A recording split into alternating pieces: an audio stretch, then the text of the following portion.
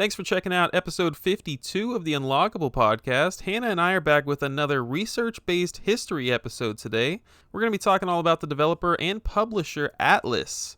They were founded in 1986 and had a pretty interesting past before being acquired by Sega in more recent years. So hopefully this will spice up your workday or make your commute a little easier. If you could give us a 5-star rating on your podcast platform of choice, it would be much appreciated. Now let's get it.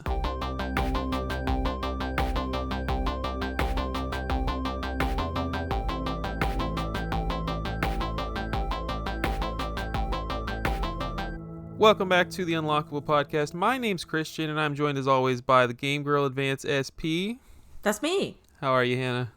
I am fantastic. I just moved out of my parents' house, and I'm living with my friend. You know the arrangement. Very similar.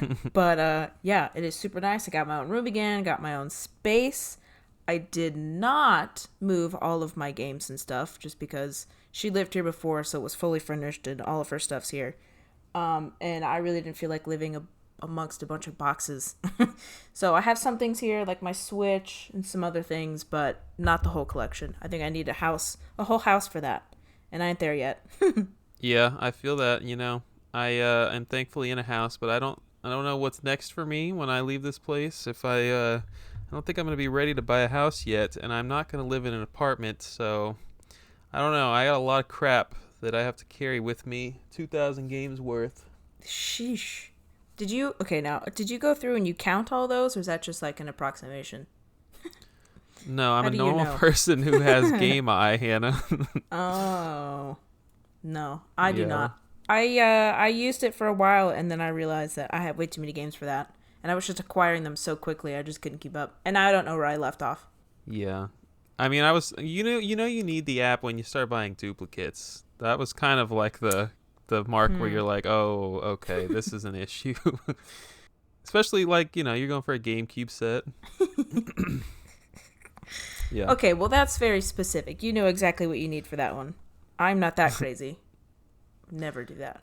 Well, you didn't ask, but I'm doing well, so that's cool.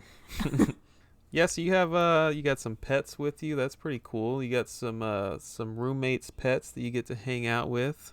That's nice. I do. I got 3. I inherited 3 children, and I'm trying to usurp my best friend who I live with. Her, these are her little babies, but like I want them to think of me as their favorite human instead of her. So I'm trying to use her per that. But yeah, I have three new animals. Cletus, he's a little cat. I have Prince, who is a really, really old man, a grumpy old man. He's also a cat. And then a dog, Bella, now. And she is the most needy creature alive. She likes to be up your butt the whole day. My door is closed right now, and I swear if she starts whining, if you hear whining in the background, that's her. But they're all very sweet. Yeah. It's very, very cute. Well, you survived a hurricane down there, didn't you? Oh, I forgot about that. My last week was not fun. Yeah, Hurricane Beryl came through. I saw a freaking news article on the first day that was like, Hurricane Beryl barrels through Houston. I was like, that's low-hanging fruit. You could have done better than that. I was just about to make that joke. Shoot. Ugh, Beryl. Me and like half the city lost power. And, there's like a large chunk of the city that got power back within like 4 to 12 hours the same day. This was our first time in this house losing power in the last couple of years, and it did not come back for like 4 days. So, gosh, lost power 6 a.m. Monday, got power Thursday night. Thankfully, like, my mother lives here in Houston, and she took care of me at her place, which had power. So I was living like a king. I wasn't at home, and I had to drive a little bit further to work, but it was like such a minimal, no complaints, honestly. better than roasting in your house. Yeah, we stayed here the first night in this burning hot house, dude. No. It was, I don't know. I can't do that again, that's for sure. That sounds awful. My grandparents also, they live fairly close in the same general area. And they also lost power, not for nearly as long as you, but they said they would just go to the local HEB and hang out because it was the only place that had power. They were running on generators. So they just walk up and down the aisles of the HEB along with thousands of other people. It's freaking hilarious. That's awesome. I went to the mall the second day, like on Tuesday, and people, every outlet you could imagine, there was a human being sitting next to it. Like even ones coming out of the floor, just like in the middle of the hallway. Yeah. Oh my God. That's awesome. Yeah, people hey, are desperate. Man, I don't blame them. Gotta do what you gotta do. Charge your phone. Sit in a dark room. It's so much more than just like losing Wi-Fi when you think about it, because you could live if it wasn't 100 degrees outside, and and then you have, it's not just the Wi-Fi that's gone. Now my cell service is also not working. Like it's just a lot of stuff piles on, and it's pretty brutal. Yeah, I was there a couple months ago and we lost power. It wasn't a hurricane. It was just a really bad storm. Or someone sneezed too hard. Anyway, and I was sitting in the room and I was like, oh, I'll go play my Switch. And I was like, no, that's dead. It's like, oh, well, I'll use my phone. And it's like, well, no, I can't do that because I don't want to, waste all this power that I have. And it's like, oh, I'll do this. It's like, no, you can't do that either. Or every time I went to go to the bathroom or whatever, I'd have to flick the light on and be like, oh, idiot. Dummy, it's not going to work. Just such an inconvenience. Yeah, I had stuff charged. I was prepared, and I just like sat there on the couch and looked at the wall. Like I did not want to do anything. Yeah. I was just miserable. Yeah, it truly is terrible. But thank gosh nothing was harmed. You're all good. Most people are fine. I was kind of concerned about all the cardboard in this room, like all the games that were like getting melted. But they were fine. That was a stupid concern to have. My cardboard's gonna melt. Let's get into it, Hannah. Today we are going to talk about the history of Atlus. Yeah. And we want to do more episodes like this, I think. We haven't done any history of any companies, of any developers, publishers yet. But we are going to kick it off with one that either of us didn't really know a whole lot about. I have always known as a collector, like Atlus, they make a lot of games that become very expensive. That's what I know about Atlus. And I know they make RPGs galore, right? Mm-hmm. But didn't know about their history, wasn't fully aware of all the series that they had under the belt, and we're not going to talk about all of them. But we are going to start all the way back in 1986, and I'm going to take us through to 2003, where there was a landmark event that happened to the company, and then Hannah will take it from there to the present time.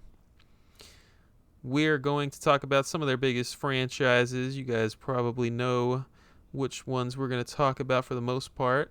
Some lesser-known titles. We're going to cover the more recent releases. We're going to briefly mention the games that have been coming out in like 2023, 2024, and what's coming up for Atlus. So that's the agenda for today's meeting. Where do we Take start? a quick sip. I realized that when I was researching this, that if people don't like RPGs, they are not going to like this episode at all. Literally everything's an RPG. It's crazy. Yeah, absolutely. Like once you hit they tried other stuff in the early years, but it was all RPGs after that. Just banger. RPG. It's crazy. Well, let's start with personal experiences. Tell me about all the Atlus games you have experienced in your life. Okay, so I really wanted to come out here and be like, yeah, I've tried this one. This one might not be my thing, but I really love this one. But I swear I have not played a single Atlus game at all. I own several because, like you said, that a lot of their titles end up being expensive. So if I've come across them, I bought them. But I have not picked up a single one. Like, I have several in the Shin Megami Tensei series. I have 5 for the Switch, and then I have 3, I think, that came out on the 3DS. Could be wrong about that one.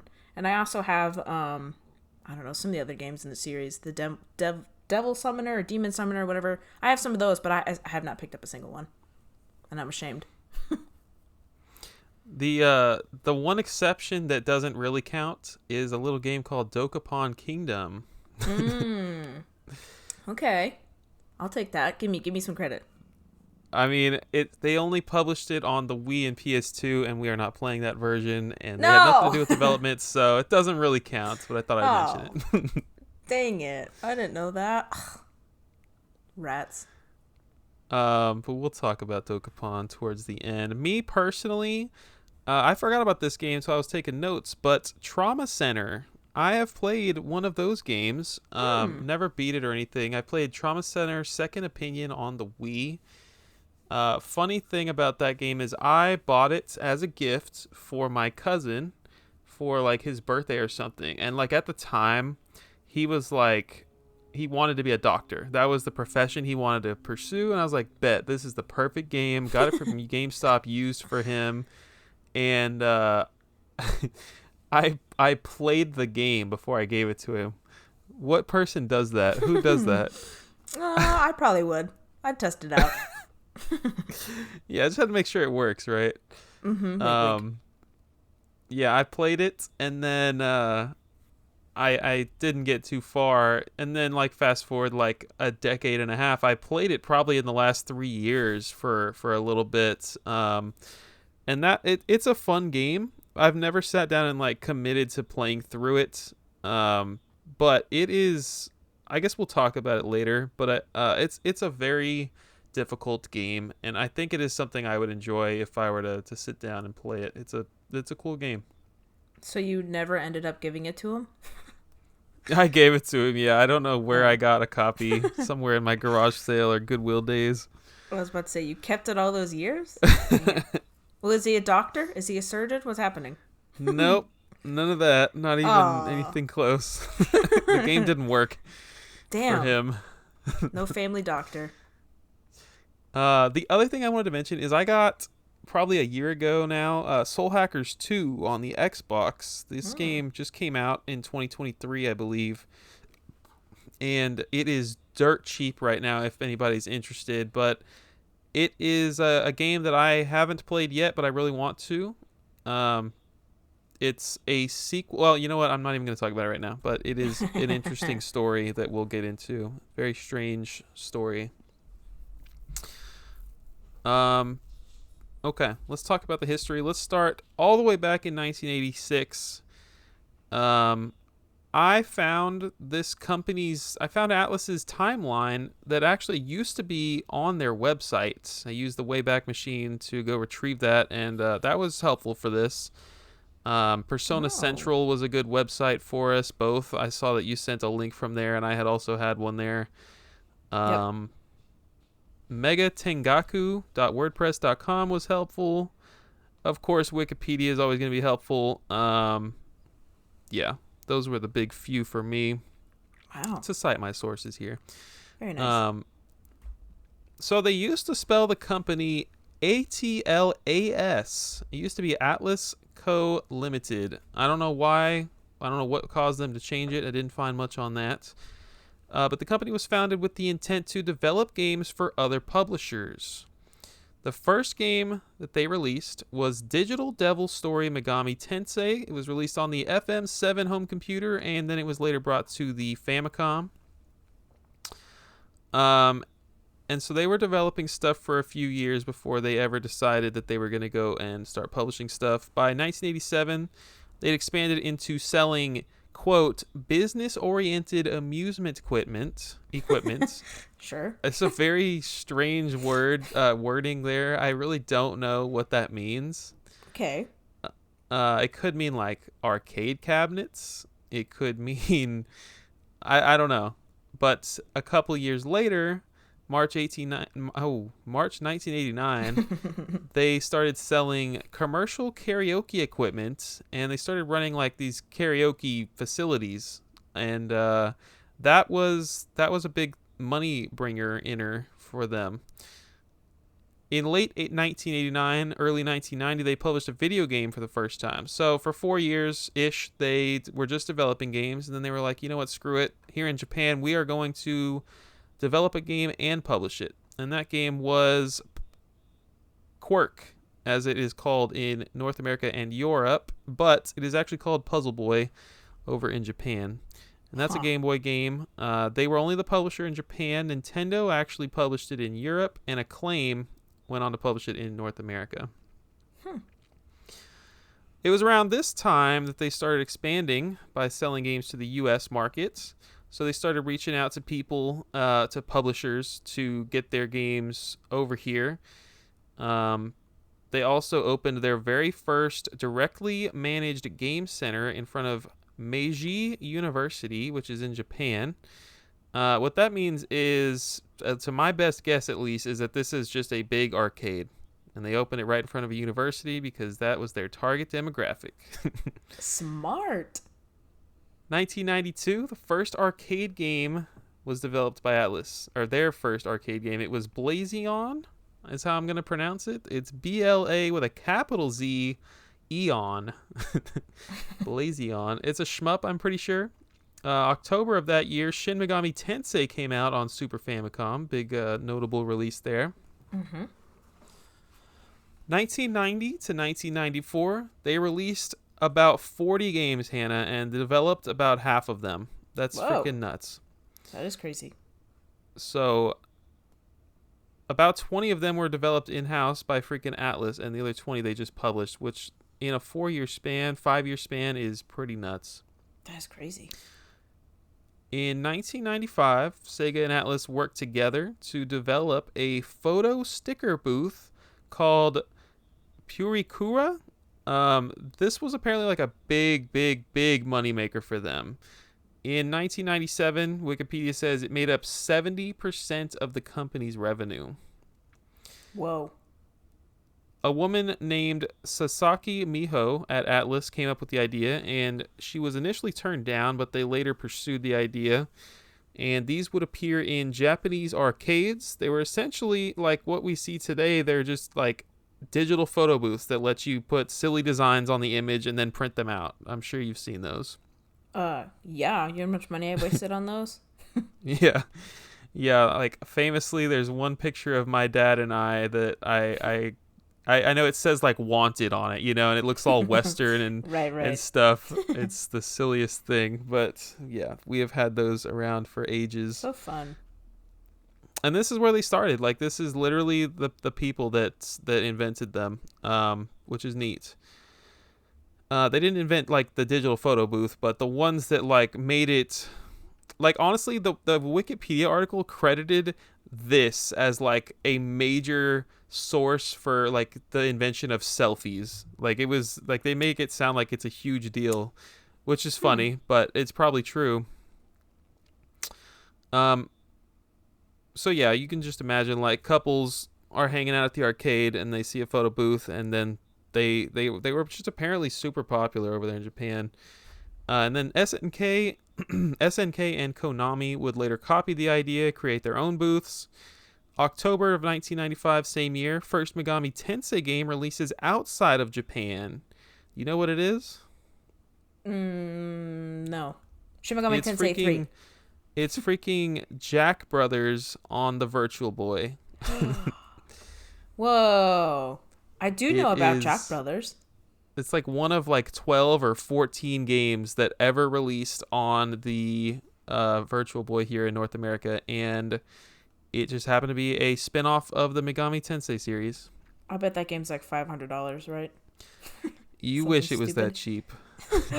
No way. It's more than that? We'll talk about it. I have a collector's corner for us. Oh my goodness. 1998. Wait, are we at 98 yet? No, we are not. 1997, Atlus gets listed on the Japanese stock market. Big day for them.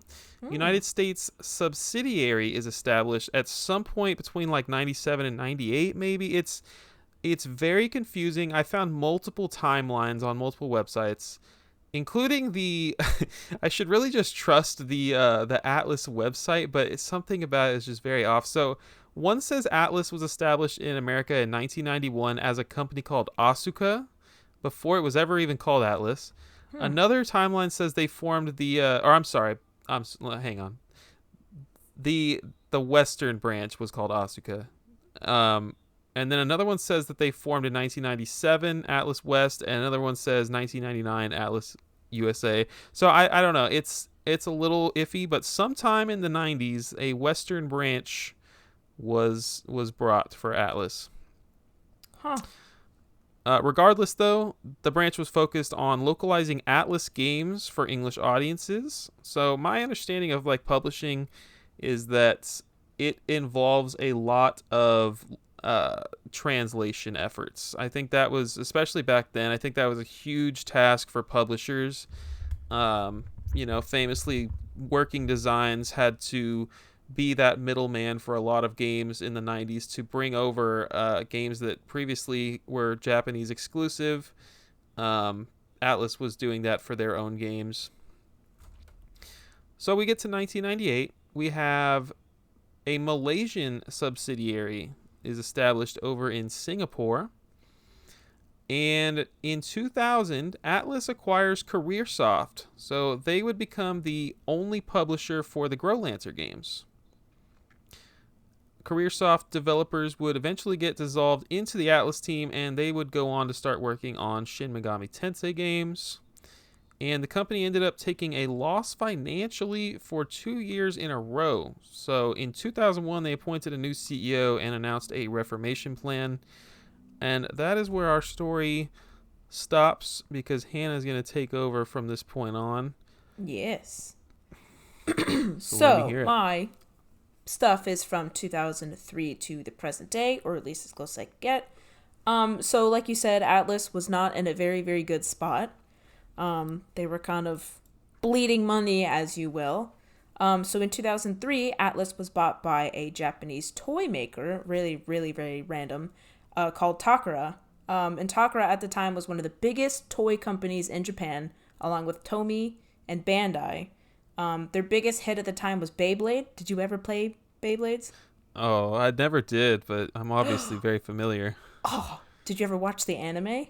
No. Like the cartoon? Oh my god, Beyblade is freaking awesome. Anyway, I didn't know you were a Beyblade girl. That's cool. My brother was, and then I saw how okay. freaking cool it was to pull the, I don't know, like zipper let it thing out rip? of it, and it, yeah, let it rip. So fun. I obviously like Pokemon and Yu-Gi-Oh better, but I mean, there's just something about spinning blades that was really cool. But anyway, eventually Beyblades, the series fell out of favor, and so they merged with the company Tomy, which is, like I said, one of their biggest competitors, and formed Takara Tomy in Japan and just Tomy in the United States. That merger was March 1st, 2006. So Tomy makes pretty much all of the world of Nintendo and Pokemon toys in the store right now. They're still active. So like you go to the store, you go to the Walmart aisle, the toy aisle, and you pick up a World of Nintendo toy and you see Mario or Zelda or Metroid, whatever it is. You look on the back, Tomy still is making them toys. That's crazy. Yeah, I'm familiar with Tomy. I'd never heard of Takara.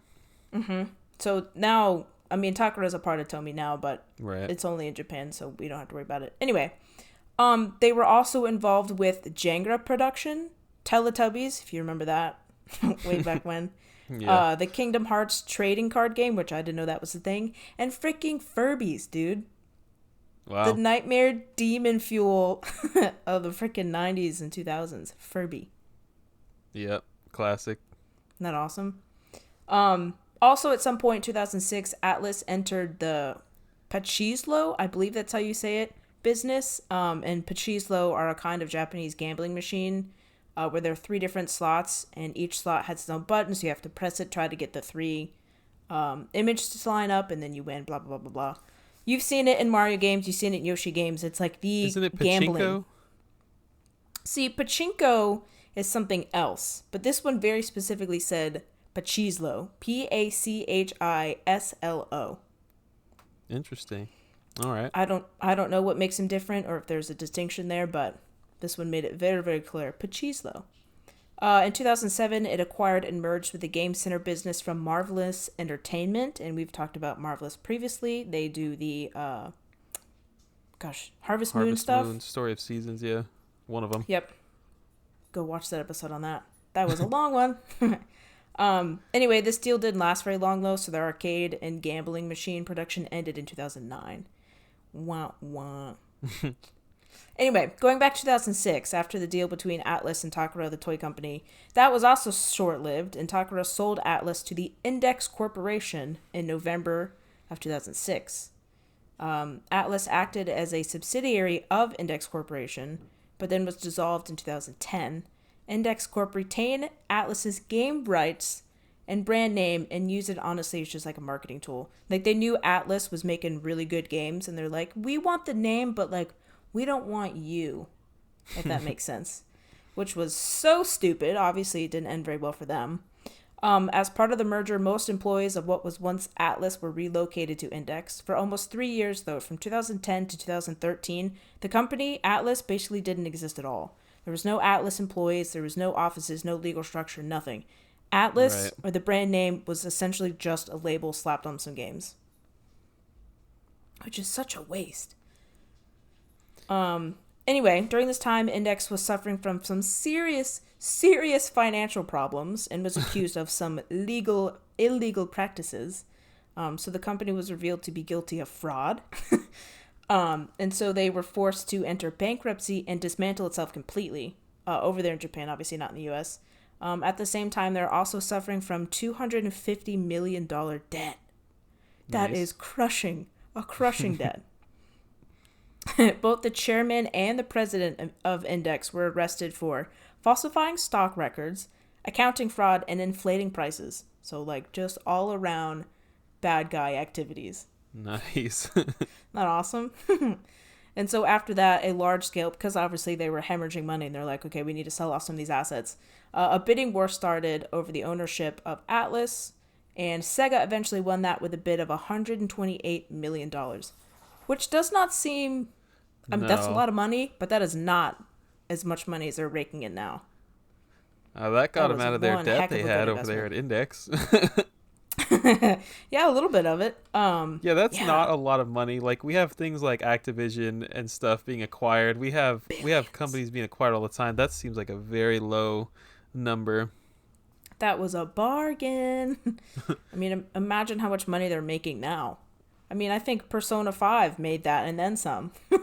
That's Just a that good franchise point. alone. Anyway, Sega's first order of business after becoming the new owners of Index were to completely recreate Atlus.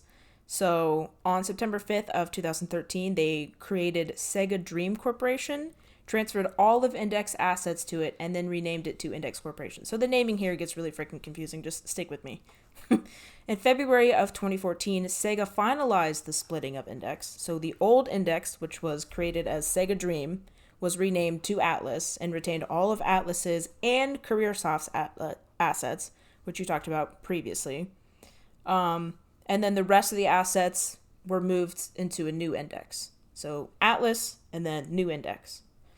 Sega later sold what remained of Index to Sawada in December of 2015. So they don't even have that stuff anymore. I don't even know what it I don't even know what it is. No, I don't think it had anything to do with like Shin Megami Tensei or any of the video games. I think it was like toy stuff. So nothing of what they had. Let's see. And this finally ended the era of union between Atlus and Index. So under Sega's control, Atlus has become very, very, very, very popular, churning out literal games left and right, if you consider remakes and remasters new games, but still, tons of new games everywhere. Let's see. As far as their current partners, I know of a few. I'm sure there are more out there. But Atlus did have a partnership with NIS America or NIS America to help publish the games, but those dealings kind of got difficult after Atlus became a part of Sega, so they ended their partnership. And then a big one now is Vanillaware. This is one of their closest working partners as of right now. They just released Unicorn Overlord, which we'll talk about later. But they also, Vanillaware has also partnered with Atlus to release Odin Sphere on the PS2, Dragon's Crown on the PS3 and PS4, and 13 Sentinels Aegis Rim. So Unicorn Overlord was not the first game that they've published with Atlus. But Vanillaware also does work with other companies to publish. I don't know if that's like an out of country thing or like to Europe or like any of those other kind of things. Localizing, I don't know. But they've also worked with Square Enix, NIS America, and Marvelous Entertainment. So they're kind of all over the place. But I think their biggest partner is with Atlus. Nice. And that's what I got. That's a lot. They've done so many things. It's kind of like Nintendo. They started off doing something and then they're like, okay, maybe we should branch into this. And it's like, oh man, maybe not. And then they decide to pick something up and then, bam, run with it. And then now they are where they are. Yeah, it is all about money, and it is all about throwing stuff at the wall to see what sticks. And For a minute there, it was sticker printing freaking photo machines. and Hey, and man. It's awesome. then they stuck to video games. Yeah, so let's talk about the current state of the company because they are still doing things besides video games a little bit. Atlas West is currently in Irvine, California. So they were previously called Atlus USA. Now they're called Atlas West. Some of the things they've done, they've localized a few Megami. So back in the 90s, the first Megami Tensei games to be localized were Jack Bros, like I said. And then we got Revelations Persona on the PlayStation, the very first Persona game. And then we got Revelations the Demon Slayer on the Game Boy Color. That game has incredible box art. I would highly recommend the listeners look it up if they're not driving. That is a really cool GBC box art. Oh, I don't know if I've ever seen it. They brought Shin Megami Tensei Nocturne PS2 to the US in 2004, and that was the first Shin Megami Tensei game to be localized. And then they localized and published games for other developers as well over the years. So the Odin Sphere you mentioned, Disgaea Hour of Darkness.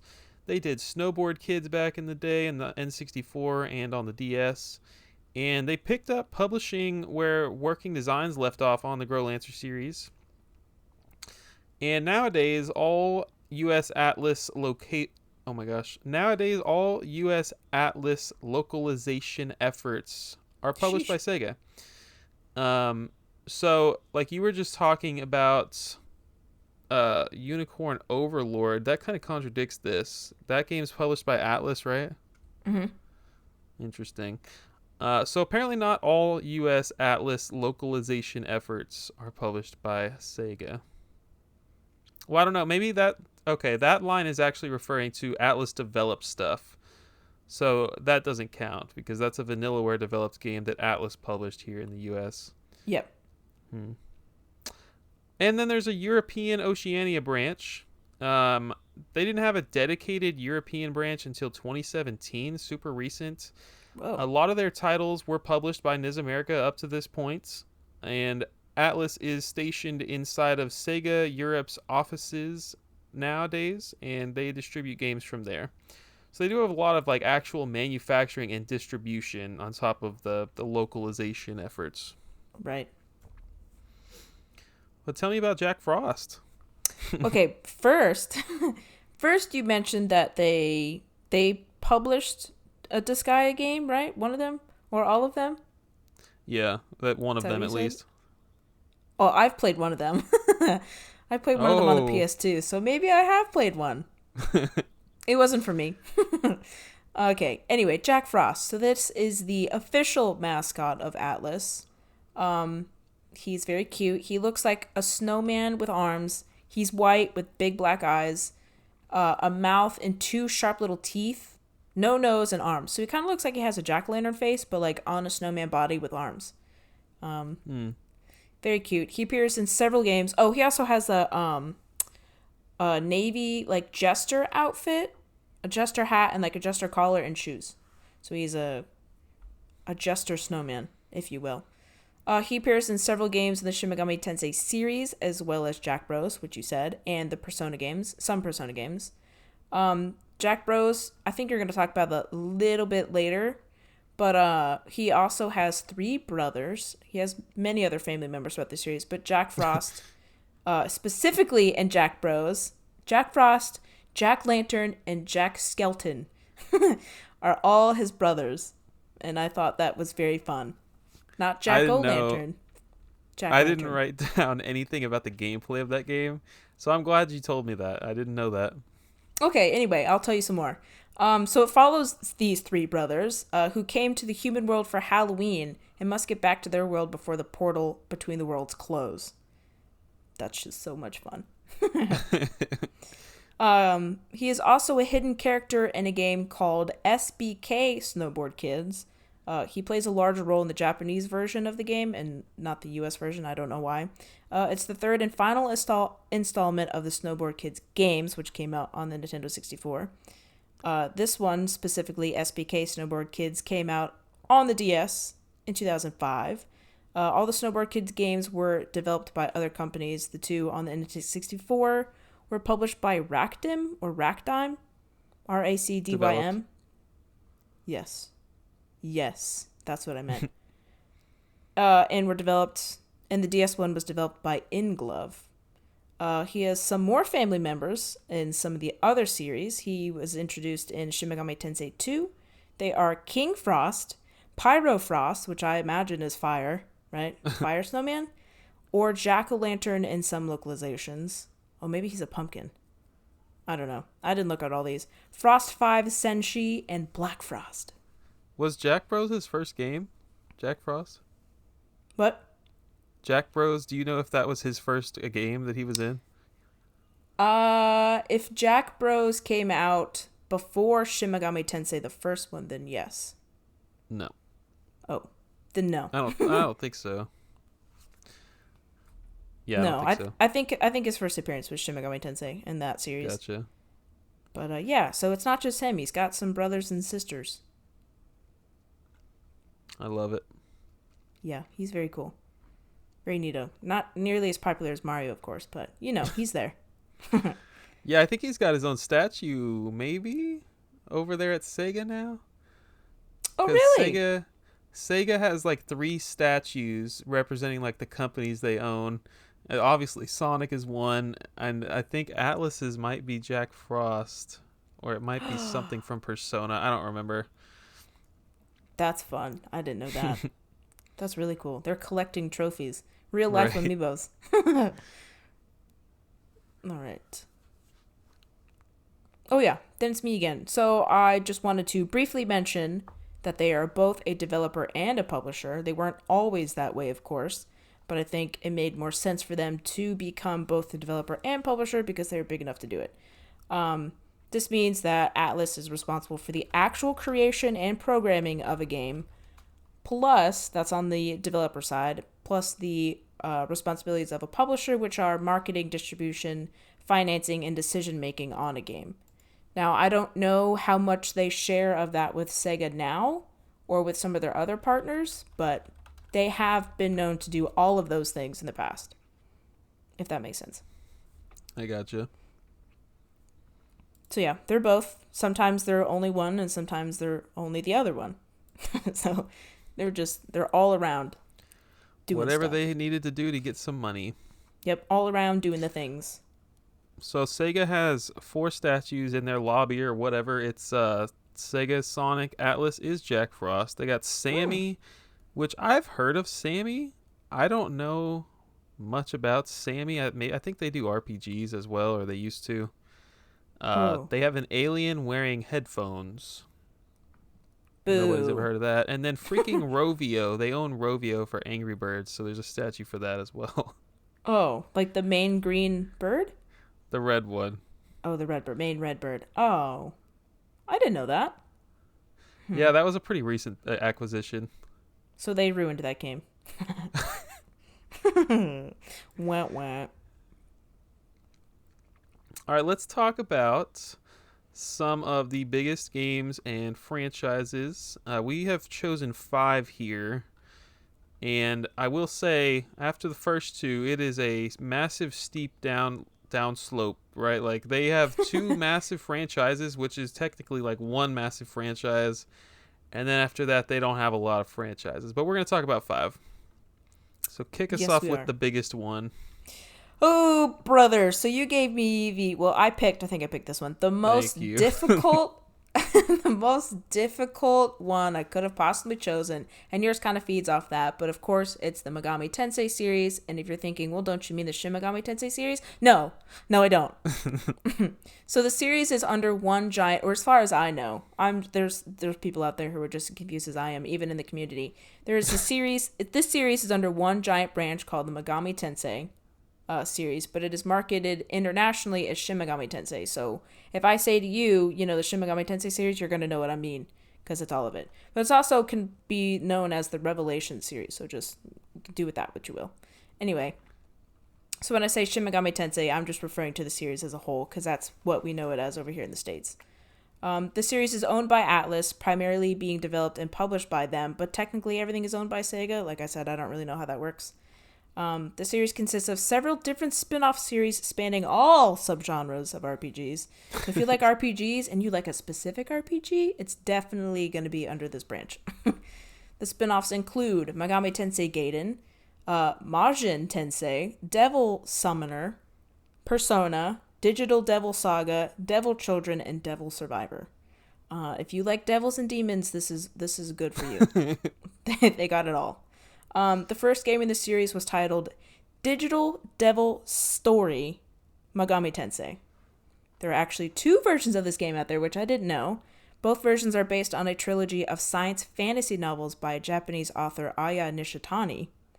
One version of the game was on the Famicom, the other one was on the PC. The Famicom one was developed by Atlus and published by Namco in 1987. This version's gameplay features first-person dungeon crawling and turn-based battles and sly negotiations with demons. The demon negotiation mechanic was something new at the time and was considered really revolutionary. The other version was made for, like I said, the PC and was developed by Telenet Japan. Is what it is. Atlus apparently assisted with the development of this game, but in this version, the player journeys through a hostile labyrinth and features real-time combat, so they're like completely different games, but follow a very similar story, as I believe it. So Nishitani, the author of the books, the books that it's based on, was heavily involved in both projects. The license to develop a game based on their work was acquired by both Atlus and Telenet at the same time, so the projects were developed simultaneously, and they were communicating back and forth because the companies wanted their games to be completely different but similar, like still in the same universe. So the companies wanted to not only differentiate their works from each other because they were being produced at the same time, but also other games in the genre. So this is a fun fact I didn't know. So back then, way back when, 50 years ago, the Famicom was noted for action-based titles, whereas the PC was known for traditional RPGs. So the companies decided to mix things up and do the opposite of expectations. Meaning that the game on the Famicom, the Shin Megami Tensei one, was turn-based, like a traditional RPG, and the other one was more action-based, the one on the PC. So they kind of flipped it. If that makes sense. Like I said, they were developed simultaneously, but the Famicom version ended up being more popular, which is why that one got a sequel in 1990 called Digital Devil Story Megami Tensei 2. Very interesting, isn't it? I'm just going to assume that so for the listeners, the PC that it came out on specifically was the FM7. I'm just going to assume that version on the Famicom was way more popular because it sold probably millions more units than the FM7. Probably, yeah. Definitely. Carry on. Fun fact, though, the game was initially pitched to Nintendo, but Nintendo turned it down due to its mature elements. Idiots. I know! Could you imagine what could have been? But honestly, I'm kind of glad that they didn't, and this is someone speaking from someone who has no experience with the series. I like how dark and gritty and different it is compared to like the light, nice, friendly nature of Nintendo games. So I would not have wanted them to Nintendo-fy it, if you will. I know exactly what you mean. I agree. But yeah, what could have been? If Nintendo had it, dude, and it came to America, there would have been no crosses, Bibles, freaking Satan would not be in the title. Like, there would be nothing like that. No devils, no demons, nothing. Yeah. It'd probably be like Aliens or something, right? I mean, Aliens were fine. Anyway, so the third game in the series is called Shin Megami Tensei, hence where the name comes from, and is considered the first entry in the central Shin Megami Tensei series, which is confusing. So if you want to go back and just assume or just imagine that the other games before this one were pre-spin-offs, before like the real series got here, that would probably be best. So this game came out on the Super Famicom in Japan in October of 1992. From the beginning of the development, the company said that they saw this game as a new starting point for the series, and the game was a chance for Atlus to put their name on everything, as far as developing it and publishing it, versus Namco doing it, and then whatever the heck they did over there at Index. So Atlus had full control over everything. And they said that they saw the game as a remake of the previous Megami Tensei game. So they knew exactly where the game was going as far as story. Not that it didn't take turns and twists and is a completely different game, but the development was very structured from the beginning and they knew where it was going to end up. So that was cool. Okay, so I did a little research on the naming conventions and what game falls in the Shin Megami Tensei series and what doesn't. And not only am I still confused, but so is the community, because I watched many videos and they definitely did not say the same thing at all. Hang on. What did Namco do for the series? So Namco, I believe, published the first Shin Megami Tensei games. If Okay. I think I did see that they worked closely with Namco for publishing over there. Yeah. I believe that might have only been in Japan. I don't. Right, it definitely was. I don't know what happened over here. Okay. So, many of the games have the moniker Shin Megami Tensei as like the subheader. So it's, for example, Shin Megami Tensei Devil Survivor 2 Record Breaker. So as far as I know, this specific game, just as an example, is a part of the greater Shin Megami Tensei series, but it is part of the spin-off series Devil Survivor. And just to add insult to injury here, they're not consistent. The naming conventions are not consistent among the localizations and then the ones released in Japan. So in the Japanese version, the title, it might have the Shin Megami Tensei title, but in the US it doesn't, or vice versa. So it's just, it's whatever it is. So the advice that I had received from watching some of these videos is if it's an Atlus developed game and it includes demons, talking to demons, fighting with demons, being with demons, then it falls in the greater Shin Megami Tensei franchise. It might be harder to identify which one specifically it's in of the spin-off titles. So that's all the advice I got for you. It was a wild ride. Are there some crazy people trying to connect the timeline out there? As far as I know, all of the games are pretty much standalone unless it's like a direct sequel, in which case it'll be like 1, 2, 3, but I'm sure there is. I'm sure because, yeah. Yes, definitely. Of course. Is that all you got for SMT? Yes. Okay. Well, I'm glad you kept it kind of light because you could have gone on for another hour, I'm sure. I mean, it really could have been its own episode, I swear.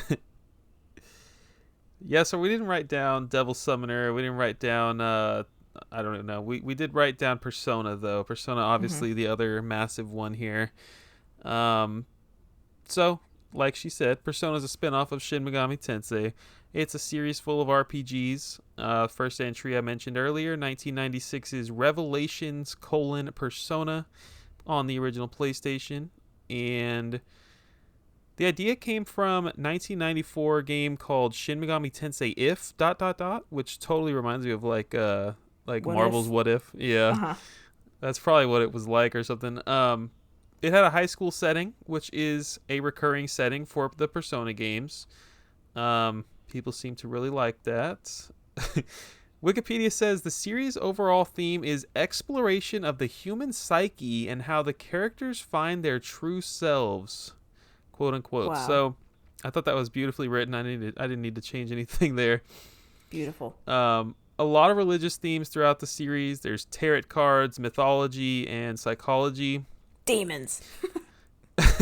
The personas mentioned in the title are a huge part of the game's combat system. So they're physical manifestations of a person's psyche, according to Wikipedia. Each game kind of changes the theme up, though. So, like, Persona 4 had Japanese deities, and Persona 5 had famous outlaws and thieves. So that's pretty neat. Keeps the series fresh, I suppose. The other big feature of the Persona series is the social aspect. So there's a social linking system that started in Persona 3. To upgrade and grow your persona, you essentially just develop relationships with people throughout the story. I've played Scarlet Nexus, and I know that is a big thing. I imagine like me not having played a lot of RPGs, I imagine a lot of games probably took this inspiration from the Persona series. I'm just guessing. Definitely. The series has outsold the Shin Megami Tensei series. It has sold 16 million units worldwide. So Whoa! the spin-off outselling the OG. It's just like how Mario has outsold Donkey Kong. Wah wah. That's a callback to the spin-offs episode. That was a So fun one. Persona has gotten anime adaptations. There's manga novelizations. I saw something about like a show or like a play or something. There's a lot of Persona stuff out there. And it just recently hit, a few years ago, hit its 25-year anniversary.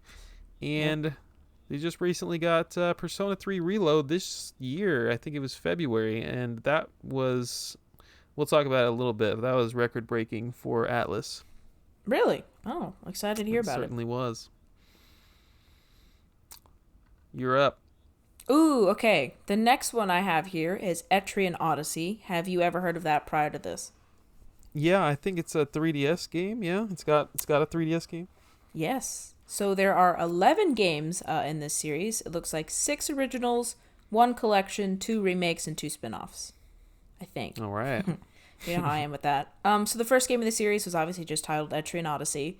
Came out on the DS, the first one, in 2007. It is a 3D dungeon crawler RPG. You explore a dungeon called the Yggdrasil Labyrinth, using a party of characters that you've chosen. The main mechanic of this game, and I think the main draw of it, is you get to pick which class or job you want to play as. So it's got a lot of replayability in that case. Some of the jobs include medic, survivalist, alchemist, dark hunter, hexer, etc. And then throughout the series, more classes are added. Players explore and map a dungeon while also talking to people in town, upgrading their weapons. Very typical RPG stuff. Dungeon exploration is in first person though. So since it's on the DS, the map of the dungeon is on the bottom of the screen, and then the first person view is on the top of the screen. You collect items, battle random encounters, level up. Combat is turn-based, pretty simple there. And apparently, this game is actually really, really difficult. Critics say that its difficulty limited its appeal to a greater audience. So, I did not... It's very cutesy and very, like, your characters are very, obviously anime style, but, like, chibi, like, really cute looking. Didn't think it would be that difficult, but it is. The newest release in the series is actually a collection of remakes of the first 3 games in the series. It came out on June 1st, 2023 for Steam and Switch, so you can get it now if you want. The series has sold decently, I think. I really couldn't find any comprehensive or like updated sales numbers across all the regions, but Wikipedia says that as of 2016, it sold 1.5 million copies, so I assume it's way more than that. It was almost 10 years ago. So I'm sure it's pretty good. I mean, they're still churning out stuff, and it usually reviews pretty well, about 7.7 to 8.5 in ratings. So pretty good across the board. 11 games in like 17 years is a lot, honestly. That's pretty good for a series I've like barely heard of. Yeah, definitely. And I think it really took off on the 3DS too. I think that's when it started to gain traction. Was the first one in America on yes. DS? Yeah. Yep. I'm sure we have some Etrian Odyssey fans in the audience. In the listeners? That sounds pretty cool, honestly. I would be down to check that out. A little first-person dungeon crawling sounds pretty interesting. Not even the best one on the list. Your turn. Trauma Center time. All right, let's talk about the only one I have experience with. Developed and published by Atlus. This is a surgery sim released on the DS and the Wii. First game was 2005's Trauma Center Under the Knife on the DS. And the last game was 5 years later, 2010's Trauma Team. It's heavy on the story, very, very much like a visual novel. To me, it plays like a mature version of Hasbro's Operation. Okay. It's, I think it's rated M. If not M, it's definitely rated T. You have to conduct a lot of surgeries, try to cure people of influenza, AIDS, cancer, all kinds of stuff. Gameplay is you literally grabbing tools with the Wii Remote or the DS stylus and trying to cut a man open, cut out a tumor, stitch him back up, all while under a time constraint, trying not to let him bleed to death, for example. Oh. Oh no. It's a Oh very no. stressful game. Um, Very difficult. You're given a tutorial in the beginning, and I can only speak for the one I played right on the Wii, but it's not the type of game that you can like put down for a few weeks and go back to, because you have to remember all your lessons from med school. Mm-mm. They don't like to remind you how to do things in this game. No. It has some unrealistic stuff though, because it is a video game. So there's like this healing touch thing, which grants the surgeon that you're playing as this like superhuman advantage. They throw some stuff like that in to remind you that you're still in a video game. And yeah, they could bring this series back, but I wouldn't want it without motion controls or a touchscreen and stylus, because it's honestly perfect for the series.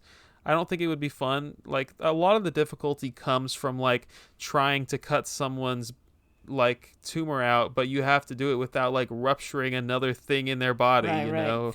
You have to, it's a lot of it comes from the motion, and it's a definitely something that was cool for the time, that like you would have to use the motion controls on the Joy-Cons nowadays to play it, or like the touch screen on the Switch screen, and I don't see that happening. Well, I feel like they could have done that. That seemed like a missed opportunity. But you know what? They're too busy with their cash cow persona. They're good. That's all I got. Only 5 games in that series. Really? I only know of 2. Interesting. I did not know that there were 5. Okay, next one is my favorite one, and one that I knew about but like didn't really know about. I just knew that it had really pretty cover art. It's Radiant Historia. You want to take a stab at what kind of game it is? Tell me it's an RPG. It's another RPG. So Whoa. this one is co-developed by Atlus and a company called Headlock. The game was developed by a team with staff from the Megami Tensei series and the Tri-Ace title Radiata Stories. It's a PS2 game. Do you know what I'm talking about? No, I don't. It's Radiata Stories. I'm pretty sure it's a fairly expensive game. Anyway, Tri-Ace is known for titles like Star Ocean and Valkyrie Profile. So they've been around the block and they know what they're doing. So the coolest part about this series, and I think one that obviously distinguishes it from a lot of the other in the series and why you should play this one, is it has a time travel mechanic, which is super cool. So throughout the story, the player is navigating a series of branching stories spread across alternate timelines using a book that the main character receives in the very beginning of the story, or very beginning of the game, called the White Chronicle. It's used to travel between different timelines. So following a key choice in the story, there are 2 main timelines and then several other smaller branches that the player can experience. Some events in one timeline can only be completed using items or info gathered from the other timelines. So I'm sure, I watch Loki or any of the Marvel properties where it's like it shows you that one line and then all the branches that come off of it. It's like that. And you get to explore all the different ones, and they're all kind of connected. And everything you do in one timeline is written down in like a journal so that you can see it all and see what you've done. And the timeline navigation is non-linear, so you can do it however you want. There's no set path, which I think is really, really cool. And so unlike the kind of more text adventure-y and first-person exploration of Etrian Odyssey, which I just talked about, this game is 2.5D, so you're actually freely exploring these environments, and you can roam around wherever you want with your cute little sprites. Combat is turn-based. The character's party is in a set position, so you have your 3 characters on the right side, and then the enemies, which are on your left side, are all in a 3x3 grid. The enemies can change their position in this grid, and some enemies take up more than one space on said grid. The type of attacks that work on enemies and the type of weapons that can be effective or not effective depends on where the enemy is on said grid, and they can move around whenever they want, which I think is really cool. Haven't really seen anything like that. The game received a remake that came out on the 3DS, and that one is hella expensive too. That's the one with the really pretty purple kind of cover art. Pretty sure you know what I'm talking about. I feel like that game has a big box with a soundtrack CD, if I remember correctly. I Nope, think you're right. that's. Oh, really? I think you're right. Yeah, but it's very pretty. Yeah, What was the original platform? the original platform was dun, dun, dun, dun, dun, dun, dun, dun, DS, I think. Okay. You might want to check me on that one. I didn't write it, but I know that the other one is on the 3DS. All right. So just one game in the series. Yeah, but arguably it seems better than Etrian Odyssey. No offense. Knocking it before you try it. You darn right. The last one we're going to talk about here is a game called Catherine. It's also just one game, not a series. This is a puzzle game from 2011. It was developed and published by Atlus. All 5 of these are games or series that were developed by Atlus. This game originally came out on PS3 and 360. It ended up getting ported everywhere later. The latest release was on the Switch in 2020. You have this one, don't you? I do. I have Yeah, it on you the have Switch, everything. yeah. I watched a little bit of gameplay. You play as this guy, Vincent Brooks, who is being tormented by nightmares that you have to play through. He has a girlfriend named Catherine with a K, but there's a woman named Catherine with a C that he's also into. Gameplay is a mixture of platforming and solving puzzles inside of these 3D towers, and there's like a social sim aspect again, just like in Persona, where he has to interact with the 2 Catherines among other characters. And then, yeah, the puzzles are essentially lining up blocks in such a way that you can create a stairway and get to the top of this 3D stage. I know this game is beloved. I know it's got some like sexual themes, and that might be why some people are so fascinated by it. I don't know. Maybe. I have never played it. It looks like a cool game. It got 8s and 9s and won a couple of awards, so it is it's up there as one of the most successful games in the Atlus lineup for sure. Yeah, I was intrigued by it because someone said that the puzzles in it are like really incredibly great, and I was like, "Oh, that sounds awesome." And then I bought it, and I was looking at the cover art, and I was like, maybe not one for me." I don't know. It still looks pretty fun. Literally judging a book by its cover. That is right. That is all that cover is there for. Let's talk about some games that they published and / or acquired. Starting with Grow Lancer, if you want. Grow Lancer. So this is an RPG. It's a series of tactical RPGs. The series was developed by CareerSoft, which we talked about earlier, and is owned by Atlus and Sega now. It is a spiritual successor to CareerSoft's earlier series, Langrisser. And so Sega does not own the rights to Langrisser despite owning CareerSoft, because CareerSoft separated from Masaya Games, who obviously made those games. So CareerSoft was like a developer in Masaya Games, the company. And so Masaya Games retained the rights to that, and so Sega does not have the rights to Langrisser, but they do for Grow Lancer. The first Grow Lancer game, the first Grow Lancer game was developed by CareerSoft, like I just said, published by Atlus. It came out on PS1 in November of 1999, only in Japan though. These games are beloved and have a cult following. I was watching a video and this guy was like super pumped up about it. Like this was his series, and it's so unfortunate that so many of the games are only in Japan. So we have like I didn't write down which one specifically, but we didn't get 1 or 2, but we got like 3, 4, and then not 5, but then maybe 6 or something like that. It's like it's so inconsistent and stupid. But yeah, so we were just kind of lucky to get any of the games over here at all in the US. The last game in the series came out in 2011. That release was called Grow Lancer 4 Overloaded, or Grow Lancer Wayfarer of Time. So again, that just depended on what region you're in. And this one did come to the US on the PSP, but didn't come out until 2012. So the series has been dormant now for 12 years. Dang. I know. It's really unfortunate. But yeah, I know Langrisser. I have seen that it's on the one of them is on the Switch. I don't know if it's a remake or a remaster or whatever, but it's like it's always on one of those lists where it's regarded as like some of the best early RPGs out there. And same thing with Grow Lancer. And it's just one of those series that I just don't want to spend the $50, $60 to get it over here, kind of deal. But it seems so pretty the company. neat. Oh, they only come out in Japan on Switch? I think some of them are region specific. I don't know, or at least physical. I think you could probably get it on the eShop, but I don't know if the physical versions came out in the US. I forgot what I was going to say, but interesting stuff. Mm-hmm. I only was going to mention Thousand Arms. I don't even know why I wanted to write it down. I was like, oh, that's a game I've heard of. Big PS1 game developed by TOSE, Tose, all caps. It Yep. was a 1998 game, steampunk setting, JRPG with some dating sim action thrown in there. I don't know. That's literally all I wanted to say about that one. I've definitely heard of Thousand Arms before. Oh, well, I wrote down some more if you want to know about those. Tell me. Okay. So these are ones that I was just kind of looking through their list of stuff that they had published and developed or whatever that I had no idea about. So Rock of Ages 2, Bigger and Bolder. I'm sure you've heard of that one. Yeah.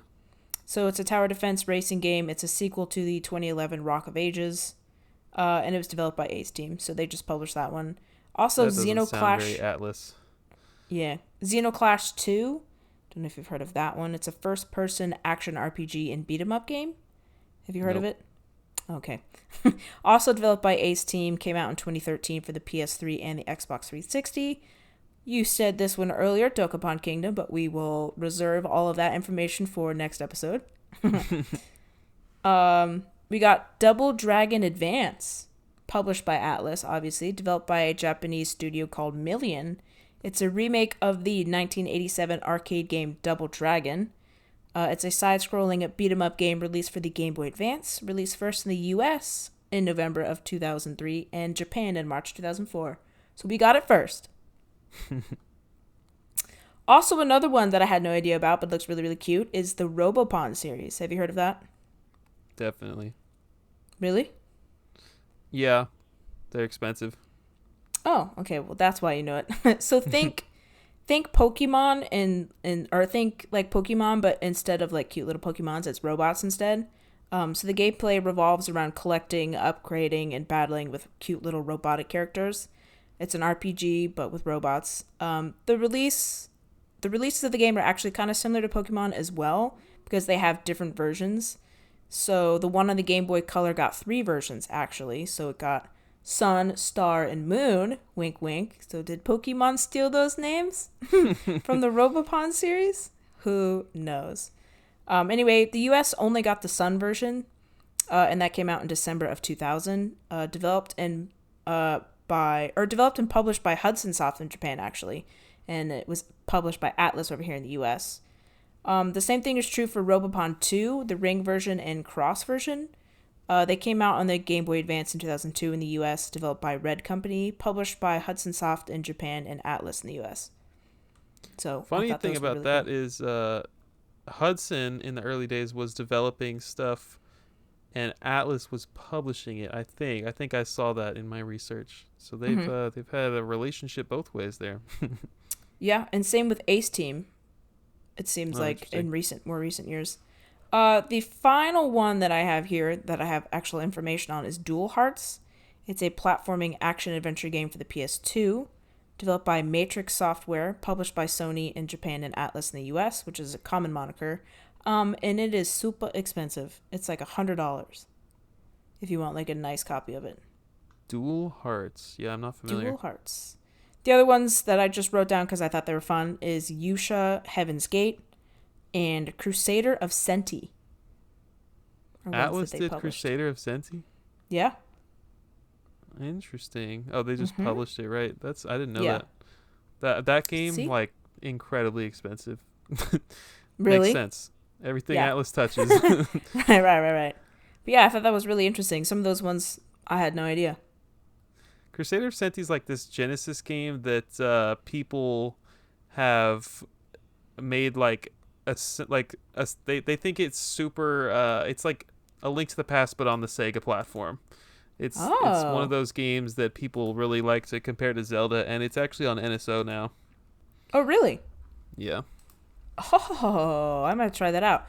Is it like never mind. I was going to say is it as good as Zelda, but the answer to that is probably no. It's probably not. I haven't played it. Nice. Let's talk about some lesser known titles, some games that specifically came to Japan. I'm going to let you cover some of those, and I will also talk about our collectory section here. I have some exciting stuff to talk about for that. Ooh, cool. Well, I'll rush through mine because I want to hear yours. So, just kidding. Did you know that there was a Shin Megami Tensei MMO prior to this episode? Definitely not. Yeah. So it was called Shin Megami Tensei Imagine, or it's also known as Megami Tensei Online Imagine. So this one's interesting in the fact that it is canon to the Megami Tensei series because it takes place between Shin Megami Tensei 1 and Shin Megami Tensei 2. Those came out on Super Famicom. It was developed by Cave and Gung Ho Online Entertainment. It originally released in 2007 in Japan, and then later came to the US in 2008, and then the following year in Europe, so 2009. The player is... I don't understand MMOs, dude. Like, I thought they were just like endless games that you play massively multiplayerly online-y, and like, how does it fit into a story? There's like story in the game? So... the MMO RuneScape that I play, there is like an overarching kind of story, but like it doesn't. I mean, I have not once even like looked at the story in that game. This one might be different because it's created by someone who actually cares about the story, but like the leveling and like experience and like any of those other things is outside of the story. Like you don't have to meet a specific requirement to progress the story forward. You can not look at the story at all, and you can be maxed out all of your stuff. So that is my experience with it. I did not look that far into it, but... that's fine. And it's also, like, if it's massively multiplayer online, like, there's people all around you. You can talk to them. You can message them. You can do whatever you want. It's, like, it adds a whole, like, different kind of aspect to it. Yeah. That makes sense. Carry on. Don't mind me. But I assume it's... I assume it's something like that. I'm sure World of Warcraft also has a story, but, like, who cares? They just keep adding new elements. I don't think there's, like, an end specifically. It's just, like, these events happen. Right, you can't beat it. It's not like some... Right, there's not some bang thing that happens at the very end that's like, oh my gosh, no way. You know what I'm saying? Interesting. Just, it is what it is. So in this game, the player is fighting demons, of course, in a post-apocalyptic Tokyo after a war completely devastated humanity. The player, like most MMOs, can create their own avatar, their gender, you know, what they look like, blah, blah, blah. And they're called a demon buster. The game uses real-time combat and open-world environments very similar to games like World of Warcraft and RuneScape, like I already mentioned. Like other games in the Megami Tensei series, though, this also includes the recruitment of demons, talking to demons, and the fuse demon mechanic. So you fuse two demons together and then it creates a new demon. Stuff like that. The game originally was planned to be an online version of Shin Megami Tensei 9 for the PC after that online version was canceled. So that's neato, but it just completely evolved into something else. So for 3.5 years, the game was produced by Atlus as just an online RPG, but then was transferred to Cave for an additional 20-month development time, and then it morphed into the MMO that it came out with. The game did super well and was actually really, really popular, specifically in Japan. The game eventually closed in the West in 2014 and closed in Japan in 2016, but it lasted a good 9 years, which is a pretty darn good run. That's pretty good for something that niche. Just like other MMOs at the time, you receive side quests from NPCs, explore areas of the map, collect items, gain experience, level up. I mean, it's pretty simple, all that kind of stuff. Combat has cooldown times or special moves, all that stuff. Different weapons to collect. Enemies are weak or resistant against certain weapons, blah, blah, blah, blah. I mean, it's pretty standard for all that stuff, and also you fight alongside other players. So pretty neato. Had I known that this was out, no, I probably wouldn't have played it, but I am sad that it's gone. But I was reading up on some Reddit threads and everything, because I know that's where I get all my most reliable information, but it seems like they're trying to save it and launch like another server of this game. Atlus, like or independent. The fans? The fans. I don't know how they can do that, or if it's going to get taken down, or if it already has. There's like some people talking about it, but like not a lot, because it's like down low on the low key, you know what I'm saying?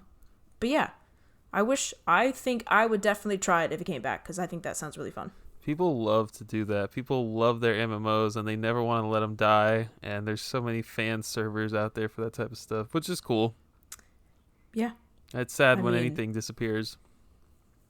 Yeah, what was the other one? The EverQuest or whatever, that game shut down not that long ago. Yeah. There was another one. Oh, what was the one that my friend made me play? It was Harvest Moon? No, not Harvest Moon. Damn it. What is it called? There's one that sounds very similar to Harvest Moon. Hold on, let me think about it. Story Story of Seasons. Maple Story. No, Maple Story. That was the one she made me play. And that one was taken down and then they brought it back. Fans brought it back. Maple Story. Interesting. Hated that one. Anyway. I have a few more if you want me to just mention it. Yeah, man. Let me know what you got. So you might have this one, a Collector's Corner, Go-Go Hypergrind. Nope. And I don't have it on my shelf yet either. Oh, wah, wah. So this one was developed by Team Papanchi, if you will, at Atlus. It's like a team within the Atlus team. The game came out only in the US and only for the GameCube in November of 2003. It's a skateboarding game, which I did not realize, but now that I'm looking at it, it says Hyper Grind. That makes sense now. But I never would have thought that was a skateboarding game. But anyway, I looked into Team Papanchi a little bit more, but this is their only game. This was their only credit. So I don't know if they were dissolved or like they just kind of merged in with Atlus. I'm not sure what happened. But yeah, I know it's an expensive game on the GameCube. It's like $600. I didn't know it was a US exclusive. That's pretty cool. As far as I know, it is. That's what the Wikipedia told me. No, I'm sure that's correct. Very cool. And then just some other ones that I'll mention, but I didn't write down anything specific for, is Princess Crown, if you're familiar with that one. No. Mockin' X, Bonk's Adventure, and Friday the 13th on the NES. They had something to do with Bonk's Adventure. Oh, that's why that game is expensive as heck. Freaking Atlus. Yeah. Oh, that's everything they touch goes to gold. That might be. No, I don't want to misspeak live on the air. Never mind. That's interesting. Live on the air. But yeah, they've had their hand in a lot of things that I would not have expected. But they were out there. They were out there making that money. Making a random freaking skateboarding game for the United States children. Ugh, crazy. Yeah, if you're not a collector in the audience, that game is about $600. One of the like top 5-6 most expensive GameCube games, and apparently didn't release anywhere else. Mm-hmm. Yeah, Atlus notorious for like being a publisher with lots of uncommon to rare games that end up being really expensive. And honestly, I don't have any sales numbers to back this up, but like it's got to be just that they had lower print runs. It's way too much to be a coincidence. Like every time I see an Atlus game before the year 2000, it's like, oh, it's like a 90% chance that this game is triple digits or worse. Like it's freaking crazy how many Atlus games are like that. So I named like 12 or something here. 9 to be exact. Okay. Atlus. So Jack Brothers, we mentioned it earlier. You were like, what is that? Like $500? That game complete in box is $2,000. And whoa.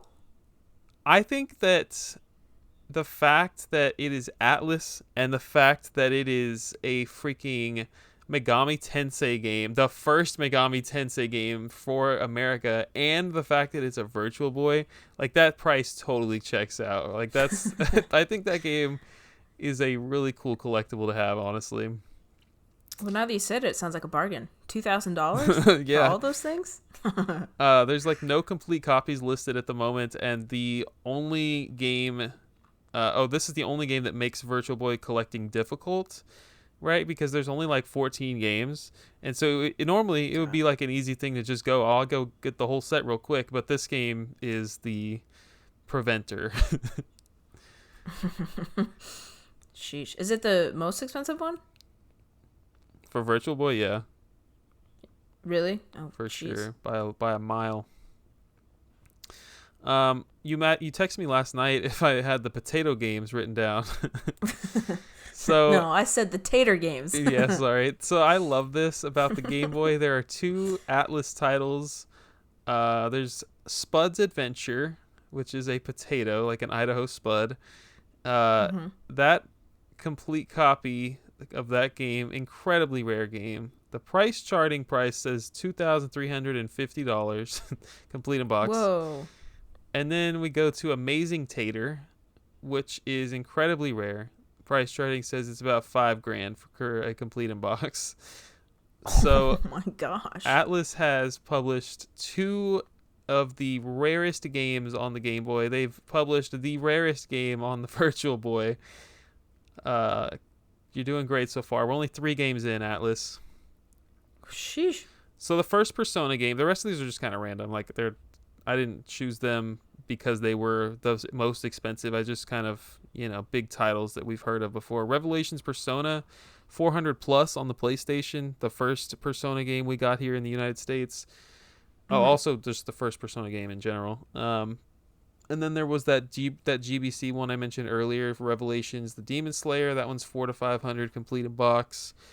Snowboard Kids 2, notorious for being a very expensive N64 game. It's $300 complete.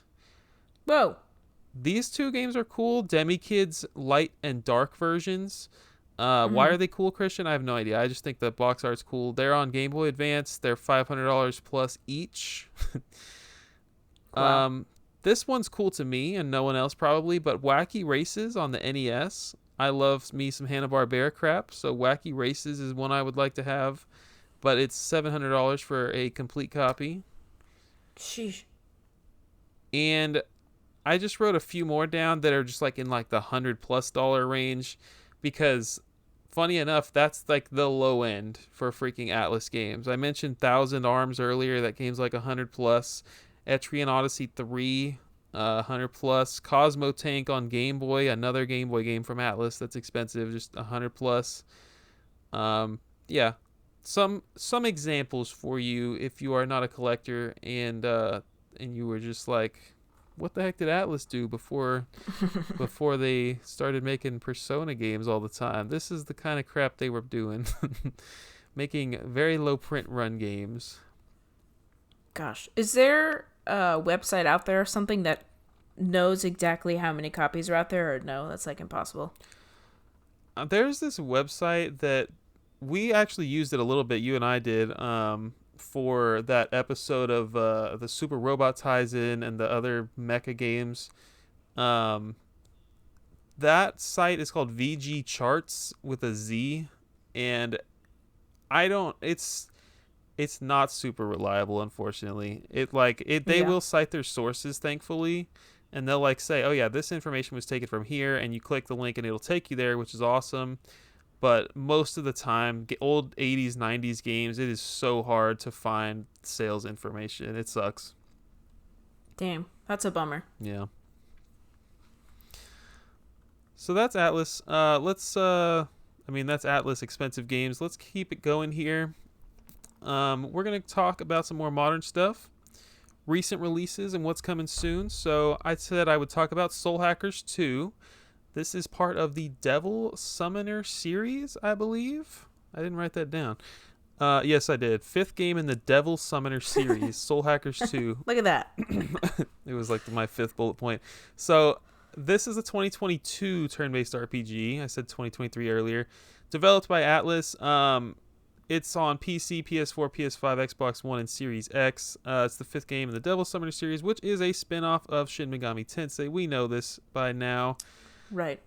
But what I find interesting about this game is it is a sequel to a 1997 Saturn game, and that game was already remade on the 3DS back in 2012. So you had like this freaking 15-year gap between the Saturn Soul Hackers 1, and then they remade it in 2012 on 3DS, and then you wait another 10 years and they finally made Soul Hackers 2. I think that's bizarre as heck. But game looked really fun to me. It was a gift from my wish list in the last year or so. I haven't gotten to it yet, like I said.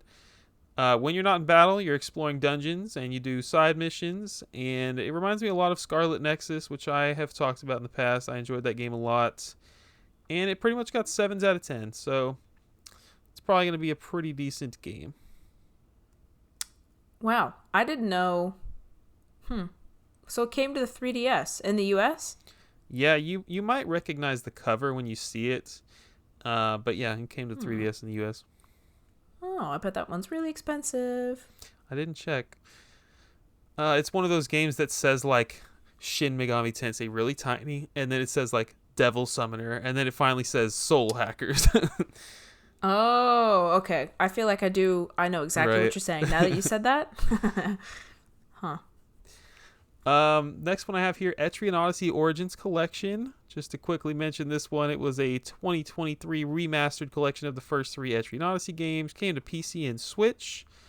It has a lot of quality of life improvements, remastered graphics, remastered soundtrack, the usual good stuff.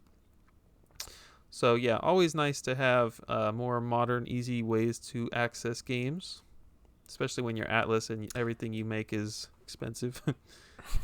Gold.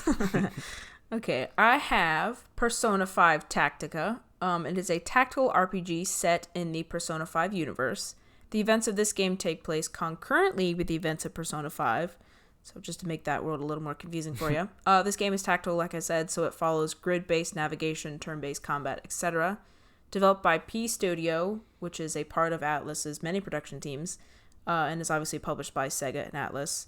The game reviewed well, 7s and 8s out of 10s. I'm not sure if you need to play the other games in the series to be able to pick this one up.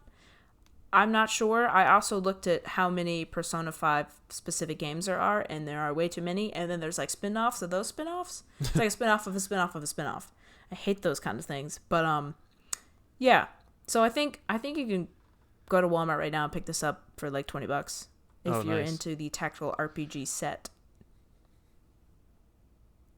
But yes. Nice. So it is not the main Persona 5 game. It is a completely new story. It's the same characters, though. I think you're introduced to more characters, and there's different demons and all that kind of fun things. So, yeah. If you like Persona 5, you might like this one. They have Persona 5, and then they have P5 Strikers, and then they have Tactica. Yeah. Yep. And then Persona 5 Royal, which is the Definitive Edition, which includes some of the other stuff. Yeah. Oh, yeah. I guess that's a pretty beloved game, huh? Persona 5. That was like their cash cow of the last 5 years. I'm sure that made them bajillions in dollars. Yeah, I was reading that interview you sent me that Persona 4 Golden on the Vita was a huge success. They've just been on fire. And I believe they're releasing 4 again if it's not already out. Could be wrong. Well, we're going to keep the Persona train rolling with this year's Persona 3 Reload. I saw this all over my Twitter feed. This game blew up for sure. Came out in February 2nd of 2024. I've talked a lot about this series already. It's an RPG with social simulation aspects to it. It is a remake of the PS2 game from 2006. This remake, Atlus literally called this out. They said this remake was heavily requested after the major success that was Persona 5 back in 2016. They kept the story of the original game, but they added a whole bunch of improvements that came from later entries in the series, Persona 4 and 5. It's on every modern platform except for the Switch, and it sold 1 million units in the first week. So it became the fastest selling Atlus game to date this year. Wow.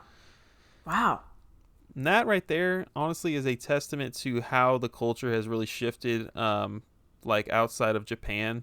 Like, I'm sure Persona was pretty popular this whole time in Japan, but Persona 1 on PS1, I'm sure nobody played that back in the day, and here we are in 2024, 2.5 decades later. Like, this series is selling gangbusters. Now, why is it not on the Switch? Riddle me this. How can it be on the PS2 and not the Switch? Yeah, the original. Yeah, but No, this okay. is a massive remake. Like, it's not just a freaking upgrade to the graphics. Like, this thing is very powerful for sure. So, Switch 2? Possibly, probably. I'm gonna say probably. Launch title. Why do you care? You haven't played a single Persona in your life. I know, but I'm greedy and I want more things. I'm an advocate. I like the things. I like having options. I like having to look at it on my shelf but not play it. you know? From what I saw, this game definitely looks like a lot of love was put into it. Destructoid gave the game a 6.5 out of 10, but then literally everyone else gave it a 9 out of 10. This game did incredibly well. So I don't know what Destructoid was doing. They accidentally reversed it. It's supposed to be 9, but they flipped it over. What came after that? We got Unicorn Overlord, which is the worst title I've ever heard of. For but sure. Alas, I think it sold fairly well. Anyway, is it a tactical RPG? We talked about it a little bit earlier. Developed by Vanillaware, published by Atlus. Apparently, this game took 10 years to develop due to many overlapping games being developed at Vanillaware at the same time. The concept for the game was to create a modern version of classic tactical RPGs from the 90s. Came out on March 8th of this year for modern consoles. The game reviewed very well, high 8s and 9s across the board, and is one, like I said, that has a really stupid title, but apparently a lot of people liked it. So if that was your thing, if you like those classic things from the 90s, then this is for you. Nice. And then we got the next one I have here, is Shin Megami Tensei 5 Vengeance. They followed pursuit of the Persona 5 and Persona 5 Royal thing here. So Vengeance is an enhanced re-release of Shin Megami Tensei 5, which also came out on the Switch. There are tons of differences in the original version versus this one, but like the major one is it just added more demons, new subquests. There's like a new little area where you can like hang out with your homies, new level caps, and a butt ton of tweaks. It was like a whole freaking list, just like stats and stuff that you wouldn't really notice unless you actually played it. The original version of the game was delisted from the eShop, and the only version available is 5 Vengeance. So if you have the physical copy like I do, you get something that's like you can't even purchase anymore. It's kind of exciting. It's an RPG, so like all of them good stuff from the Shin Megami Tensei series that people love. The demon fusion mechanic, talking to demons, being BFFs with demons.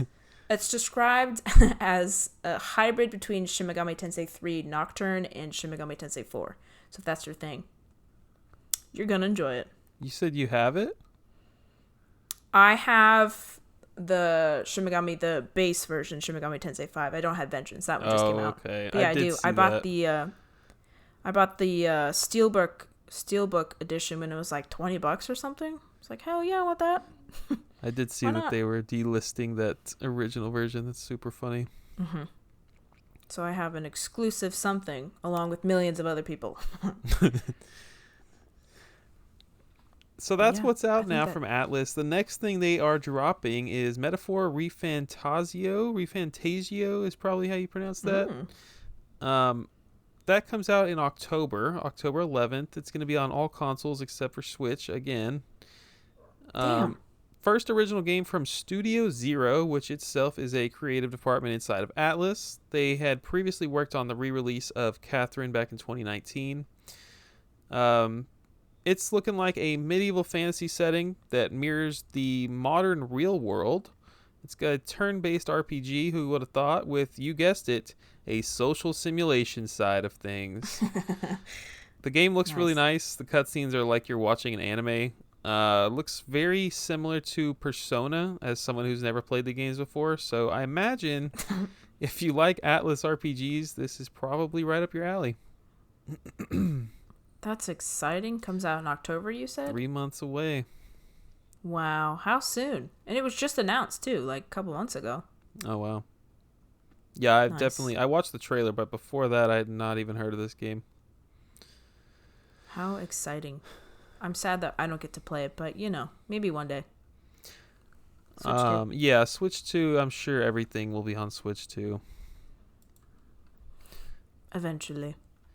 That's it. We freaking did it. That was a quick little episode there, but we're not done. We are going to talk about listener responses. So, if you don't have the Instagram ones pulled up, I can do the Discord ones right now. Yeah. If you would. So, thanks for making it this far into the episode. Hannah said, it's time for another podcast question. What is your favorite Atlus game? Not series, but specific game, and why? So, first up, from the Discord, my boy Andre said, my personal pick is Persona 3. I love the dark themes in the game, the music, and overall tone of the game. Very solid. Yeah, we're not going to have much to say about these because we have never played any Atlus games, but we appreciate the answers. Bitsy Link is very actively playing Persona games right now. He has been in the Discord sharing his impressions and thoughts on the Persona series lately. He said, right now Persona 5 Royal because I think that so many of the elements are done masterfully. The combat is engaging, the game looks stunning, it has a compelling story, compelling characters, top-class music, and I really like the social sim part of it too. Overall, it's most of what I could ask for in a game. Wow. I know. Man, sounds like a professional reviewer. That's like how I want to feel every time I play a video game. I need to stop playing garbage games. No, that's awesome. I have not. Okay, Daily Beating said I have not played many Atlus games, so I would have to say Unicorn Overlord by default. Beautiful artwork with some really deep RPG mechanics if you want to build that out. Hoping to get to Persona 3 Reload here soon, and maybe that will be the new answer. You have any intention of playing Unicorn Overlord? Absolutely not. Tactical RPG, right up our alleys. I think I've played maybe 3 or 4 in my entire life. And I think that was enough. Craig's Game Room. Kind of a basic B-word answer, but probably Persona 3. Has it all. Amazing gameplay loop, 10 out of 10 soundtrack, great cast of characters, and one of the best endings to any video game ever. Wow. See, now I want to play 3, and I can't. Dude, I barely know anything about Persona 3, but just from what I saw of it, like, I want to play it. And from what I'm hearing about it right now. Dang. Craig's Game Room nice. famously rocking the Jack Frost profile picture. Hey, that's fun. Danny the Robot said, I do have a handful. I like Don Pachi, which we didn't even mention that series. That was from the Sega Saturn. It's a bullet hell, he says. Shmup game, really fun. He said, Dragon's Crown PS3 is a beat-em-up with RPG elements. Absolutely love the art style. I know there's the PS4 version. I haven't played that one yet. My favorite Persona game so far is Persona 3 on PS2. Love the early 2000s emo style. And surprisingly, the gameplay mechanics for an RPG is really good. And he goes on to say, recently I'm still playing on the Switch Shin Megami Tensei 5. It's so good, but it's tough to beat enemies and bosses. He said you collect demons, exchange them, or recreate a new demon, and that's all I can think of from my head. All right. Yeah, we didn't even mention Don Pachi. That was a early Atlus title. I don't even know if they developed it or published it or both. I don't remember. I just knew it was on the list. And I looked it up and saw Shoot 'em Up, and I was like, Yeah, there's a lot of Atlus games on that list. On the Wikipedia, if you're out there wondering, has a list of every Atlus game. It's like got its own Wikipedia page. There's a ton of stuff. All right, I got my responses ready. We can take a break from mine. I got like 5 more. You do? Oh, shoot. Okay, mine will be like real quick. All right, go ahead. We got Beetle111 says Etrian Odyssey, so there are fans out there. Nice. We got the Unfun Gamer says developed. I'm going to mess this one up. Tokyo Mirage Sessions. Hashtag. FE. Yeah. Hashtag FE. Publish Odin Sphere. I didn't even mention Tokyo Mirage Sessions. But that's one I own and haven't played. I own Odin Sphere on PS2, and I really want to play that game. That game looks really cool. I agree. Let's see. We got Sora LaChance. Sora LaChance, I think. Said Persona 5 Dancing in Starlight. That's the other one. Another spin-off. Oh, wow. Said amazing music and best rhythm game ever. Ooh, you know I like rhythm games. Yeah, that would be tough to beat Guitar Hero 3, let me tell you. Ooh, I don't know. That one's pretty good. And we have Mora Bros says Radiant Historia. Perfect Chronology, which is what the 3DS one is. He says just as good, if not better, than the DS original RPG. Very cool. I love a different answer. And I love that guy more, bros. I agree. He's always out here supporting us. The next one is I've never heard of it. It's called From Bloody Pillows. The Dark Spire. Sounds familiar. Is that one? Maybe check that one real quick. I'm thinking of Slay the Spire. I've never heard of the Dark Spire. I haven't either. Then we got Octolink says Persona 4 Golden. It was the first Persona game I played. Have good memories of it and the characters. I don't even know if that game is on anything other than Vita. Let me see. Golden? Oh, yes. It's definitely on Switch and PS4. Oh. Yeah, I thought it was coming out. Let's see. We got 3 more here. We got Max Redfield says Catherine. Laugh, cry, face, laugh, cry, face, laugh, cry, face. Uh-huh. Then we got Airy Mac 517 says Catherine because of the puzzle gameplay and the characters. See, it's got good puzzles.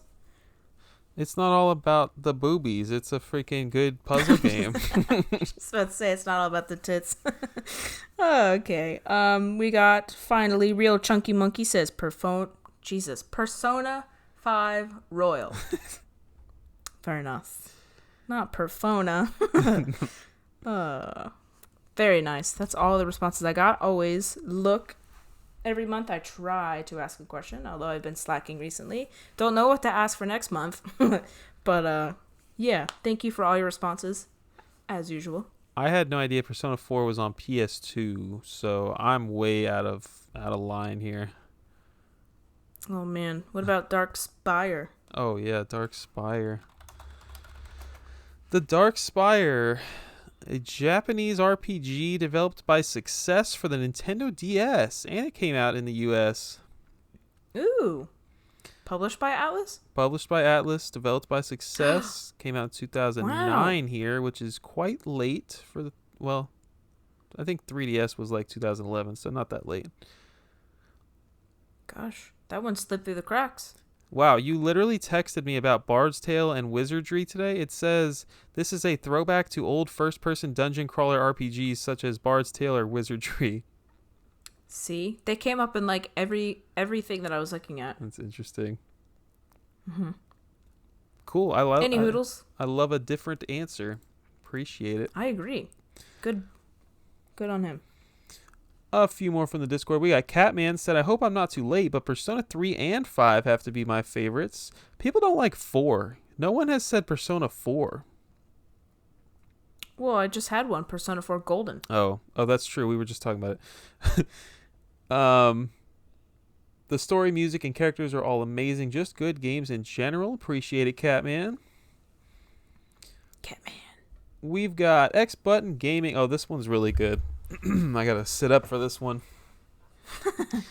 Normally, I'd just say Persona 5. I love that game. But I'm gonna go with my first Atlus game and an obscure one. It's called Pieces on the Super Nintendo. It's a strange puzzle game where you literally work to put together a jigsaw puzzle faster than your opponent. The better you did, you could get items that would disrupt your opponent to help give you the advantage. Sounds like Pokemon Puzzle League. Oh yeah, I'm about that. It's a very simple formula, but it works super well. It was most fun played with someone else. The game actually supported the multi-tap for up to 5 players, though I never played with more than just 2-player. Have you even heard of this game? It's super interesting. He goes on to say that my sister and I used to play it all the time when I was a kid. She passed away a few years after we got that game, so it adds to the fondness I have for the game as well. Absolutely crushing. I love this response, and I appreciate it, Chris. And I'm sorry for your loss. No, I've never heard of that game. Definitely a random game that more people should try. I bet it's dirt cheap. I bet it's one of those, you know what, it's Atlus. Maybe I shouldn't say that. Who are you talking about? I'm going to type in Pieces. $22 loose. Oh, I have seen this game. This is a good cover art. Heck yeah. Oh man, I wish I could see it. I'm going to freaking put it on the notes for you to look it up while I read this next one. Okay. Condition upgrade. I don't know if it counts because Atlus only localized and published it here in the US, but I have to say Ogre Battle 64. My first tactics style game and first game associated with Atlus for me, but I only hear great things about 13 Sentinels, so I have to open it and play it at some point. He said I also love Persona 4. We got another Persona 4 guy, but OG PS2 Shin Megami Tensei Nocturne made me quit those games for nearly 2 decades. Oh, gosh. That bad, huh? Jeez. All right, tell me how great Pieces is. It is very fun. They're little puzzle pieces. It's just It's one so puzzle cute. piece and a broom for some reason. Oh, there's an angry something behind it. Maybe I'm overhyping this box art, chat. I'm angry? so sorry. We got one more here at the last second. I was like on Discord, I was like, thanks for the responses, guys. We'll go ahead and close it there. And somebody was like, crap, hang on. My guy Tyler said, I still would like to share my response here. My answer would most likely be Persona 5. 5 was the first entry I played in the Persona franchise, and I fell in love with it. Perfect story, great characters. It kept me hooked until the very end. I should add I played the Royal version. 100 hours flew by like nothing, and it made me want to go back and play the others in the series. 100 hours, Hannah. That's a lot of hours. I've never played anything except for Call of Duty for 100 hours, and that is a fact. Not even Pokemon? Come on. Maybe. Oh, definitely Pokemon. You're right. And Animal Crossing. Okay. All right. Honestly, probably most responses we've had in a minute, and it's probably because you guys were waiting for like a good 3 or 4 months for us to ask you something, so it was getting dry out here. Sorry. Thank you guys for listening. We're gonna do. Sorry, the episode's not over. I meant to say like thank you for the responses. Let's do some news. We need like I got a few things here. We need a sound effect to play when we talk about the news. Some kind of like really cool thing. Okay. I like that. I'm pretty sure you wrote down all the Nintendo stuff I have written down. I'm gonna guess. Let's alternate. Probably. So the first one I have here, the House of the Dead 2 remake, is ESRB rated for Nintendo Switch. Interesting. No, I did not write that down. I know you didn't write that down. I wrote that Nintendo literally just announced today or yesterday that they are coming out with a new charging stand for your Joy-Cons. Now, why on earth was this not a thing before? I have no idea. But it definitely lends credence to the rumors that the Switch 2 or the Switch successor will not have the rail system that the current Joy-Cons do now. I think that is huge evidence in that. But I don't know why they didn't do it earlier. Do you know how many sets of Joy-Cons I have to switch out on my Switch all the time? It's so inconvenient. I have a third-party device that does this already. I don't use it, but I do have one. So to kind of elaborate on what you said there, people are saying, if you listen to our last episode on Switch 2, that there's going to be a magnetic suction-y technology that the new Switch console could like possibly be using for attaching Joy-Cons to. And so the railing system would be like gone away with, which means you're not going to be able to attach old Joy-Cons to the new Switch 2, Switch sequel, whatever. But you will still be able to use them via Bluetooth or whatever. So that's like, people are like trying to connect the dots here. Like, why did it take them a decade to release this freaking charging dock? And it's probably because they know you're still going to need to charge your Switch Joy-Cons, and you won't be able to on the new console, to sum it up. Yep. That was, yes, what I said, but in larger quantities of words. But yeah, I don't know why they didn't come up with this before. Yeah, Seems that's weird. stupid. I also have a third-party one, but I was always worried it was going to fuck my Joy-Cons up, so I never used it. It was like $6.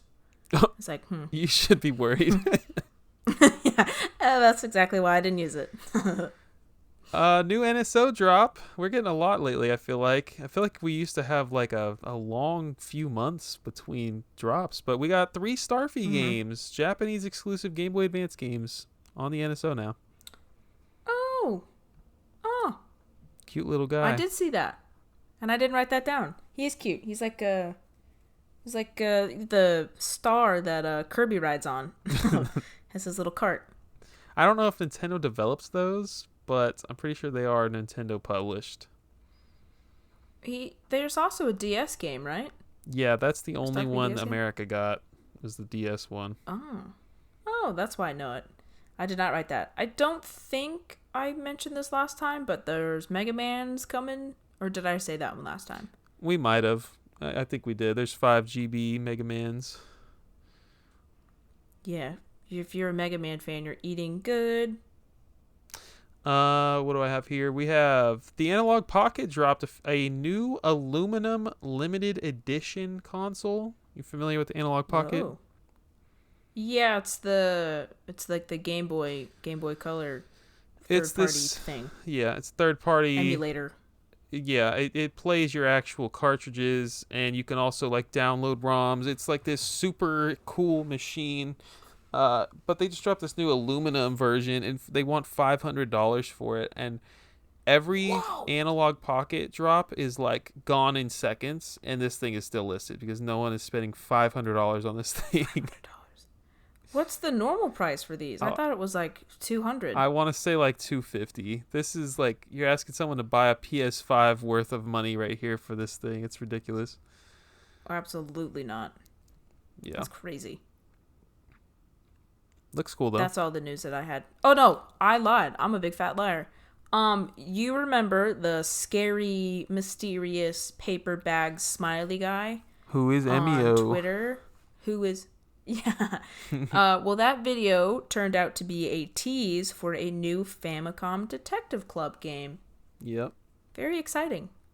I did not think it was that. I thought Nintendo was gonna maybe dip their toes into like the actual horror genre. Not that this isn't spooky scary, but like that was a really creepy trailer. Yeah. Am I wrong? No one expected this, that's for sure. But the first 2 games, I remember Nintendo Direct a few years ago. Like they were talking about not the first 2, but they brought back 2 Famicom Detective Club games, and they looked pretty good. They did look good, and I really wanted to try them. Except they didn't get a physical edition over here, I don't think they did. which was stupid. But I think they got a physical everywhere else. Last 2 things I wrote were already mentioned, so that's it for news. Boom! Look at that. Great minds think alike. What you been buying, Hannah? Oh lordy! Oh, I have a game on the way. You want to take a stab at it? Because I'm sure yours is on the way too. Mine is here. I'm freaking ready to end this podcast so I can play. Oh wait, you might be talking about a different Oh. game. It's Yeah, what are you NES talking World about? Championship or Nintendo World Championships. That's exactly. You got it early. No, the game comes out on Thursday. Nintendo's What's releasing today? a bunch of games on Thursday now. Oh well, mine was delayed, I guess, or it just decided not to show up on freaking release day. Dang, that's sad. Last time I ordered from freaking Target. Yeah, that's the only thing that I bought, and I accidentally forgot to cancel one that I had gotten pre-ordered from Best Buy, so now it's coming from Target and Best Buy. So now I get to pick the crisper And version. neither one of them was ready. Oh, you have to pick up the Best Buy one, right? Nope, they were both shipping. It wasn't available when I pre-ordered it What the for heck? pickup in store. I know. You would think Hurricane Stupid. Barrel is over there or something. Yeah, exactly. Nope, wasn't even close. Didn't even rain. I Stupid. am actually very excited to play this game. It's getting weird responses. Like there's not a lot of online stuff to do, which sucks, and the leaderboard system seems to not exist for What? like there's no like high scores to see compared to your friends. Well, like that's such a Oh. basic feature to add into the game. Yeah. But I don't know. You'll hear my thoughts on it next month, I guess, after I've gotten to play it. But yeah, I will be going to my mailbox after we end this podcast and picking that up. I'm excited to play it. I feel like I didn't know you bought that, but that's cool. Well, you got me excited about it. Plus, it comes with a bunch of extra things, so.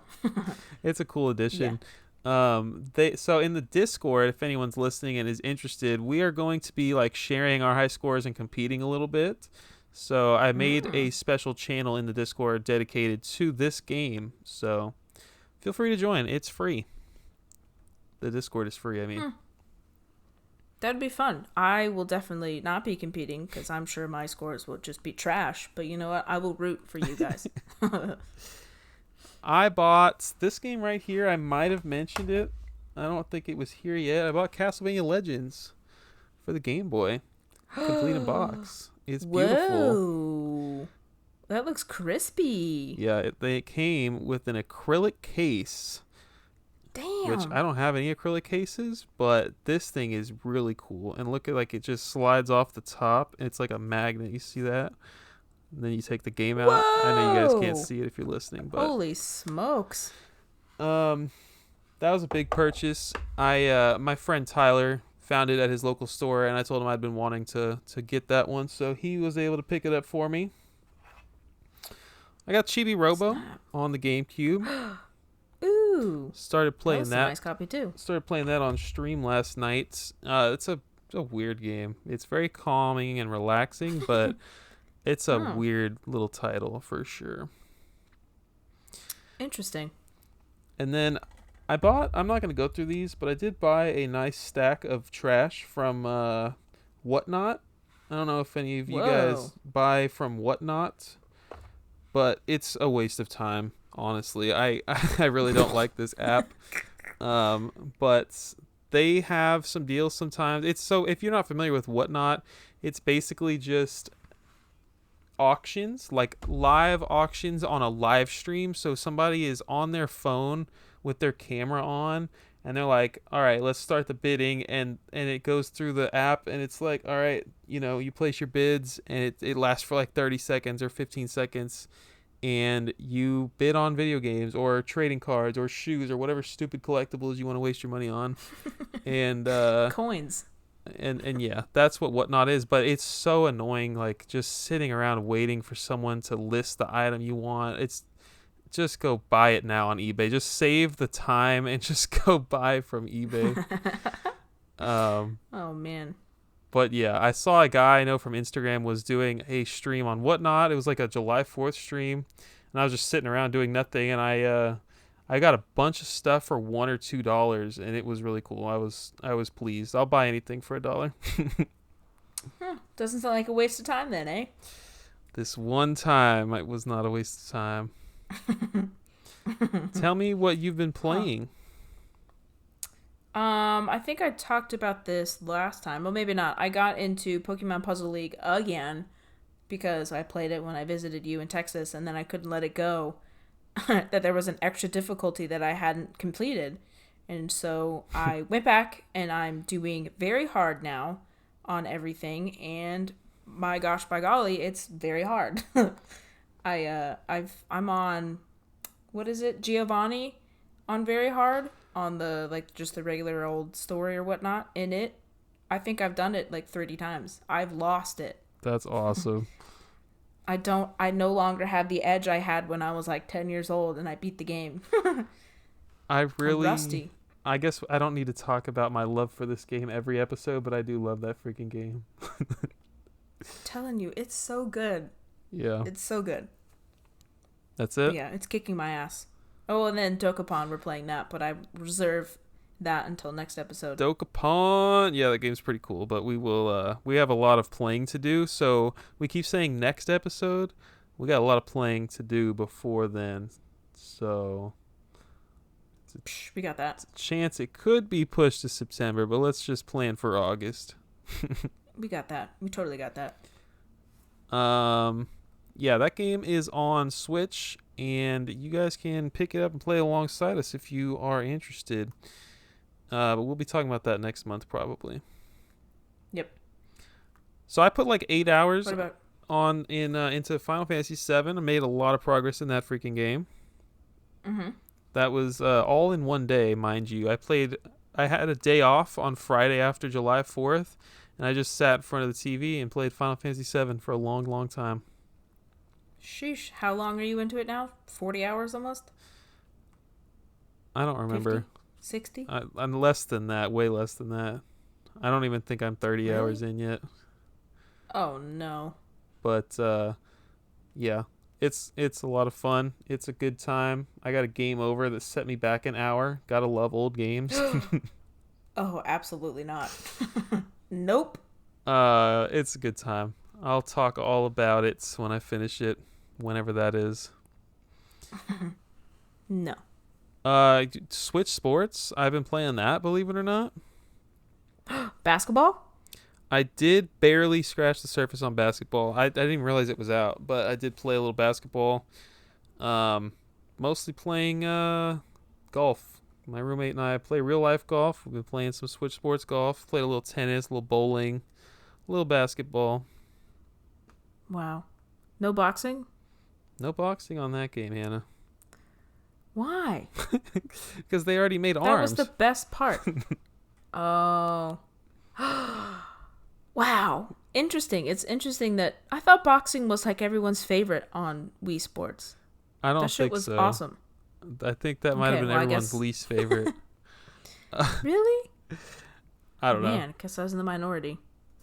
Bummer. I put Dokapon Kingdom as well. We've been playing that together. And Call of Duty, per usual. Of course. What are we at, folks? Oh, wow. We almost did 2 hours. Dang. Pretty good. Pretty good. We are Atlus experts now. What's Atlus game are you going to play now? I really want to play Shin Megami Tensei 5. I have it. It's readily available. I think the definitive version would be better to play, but I'm not spending money on that. So I definitely want to play that one. I want to play Trauma Center. I would love to go back and play that game. I would love to play some Catherine. And maybe someday I'll play a Persona game, but I'm not in a rush. I also have Persona 5. I guess I could play that one. Which demons do you want to play with? Yeah, just speaks to me a little more. Well, in the comments of this YouTube video, you can let us know your favorite Atlus game, even if it is the same as everyone else's. We would love to hear it. Or you can join the Discord, which is linked in the description of this podcast. Hannah, where can the people follow you? Game Girl Advance SP on Instagram. We love and appreciate you guys. You can chat with us in the Discord if you would like to about this podcast or about whatever you've been playing, whatever you've been buying. We would love to hear all about it. And I am at Bird Dog Gaming on all social media. And we will see you next month for some Dokapon Kingdom. See ya. Woo!